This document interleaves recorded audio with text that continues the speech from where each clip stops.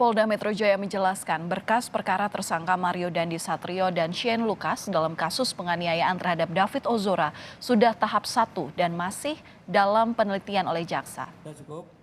Kabid Humas Polda Metro Jaya, Kombes Trunoyudo melalui pesan singkat menyatakan bahwa berkas yang diserahkan pada Selasa 21 Maret lalu, penyidik kemudian telah menyelesaikan berkas perkara atau tahap 1, sehingga dilimpahkan ke kejaksaan untuk kemudian didalami atau diteliti. Dalam penelitian dan pemeriksaan terhadap berkas perkara Mario ataupun Shane, jaksa akan memproses sesuai dengan dengan KUHP atau Sistem Peradilan Umum, lantaran keduanya masuk ke dalam kategori usia dewasa. Setelah posisi kamera disiapkan oleh MDS,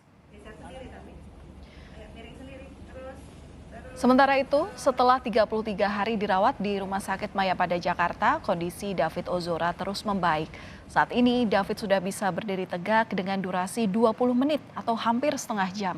Menurut juru bicara keluarga David, Rustam Hatala, David sudah dapat merespons perintah sederhana dari suara yang didengar. Meski sudah dapat fokus melihat orang yang ada di sekelilingnya, namun David belum dapat mengenali orang-orang yang ada di dekatnya. Jadi dari penglihatan ya respon David dari mata, jadi matanya mulai ada respon mengikuti gerakan dibanding yang sebelumnya. Tetapi karena tetap masih di ICU, fisioterapi itu selalu dilakukan. Nah, yang peningkatannya juga itu kayak posisi berdiri itu sekarang David sudah bisa diposisikan berdiri lebih lama. Walaupun memang yang sama sekali belum ada perkembangannya itu di kesadarannya. Bahkan sampai sekarang itu David belum mengenali orang tuanya kan.